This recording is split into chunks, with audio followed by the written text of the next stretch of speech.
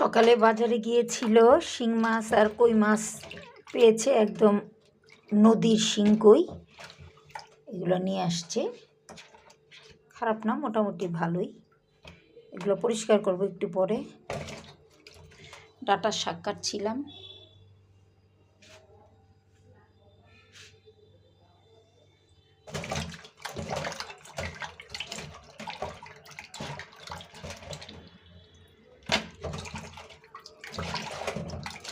এখানে আসলে শিং এবং কই আনছে ঠিকই, কিন্তু আমি কাটিনি। আমি শিং কই কাটতে পারি না।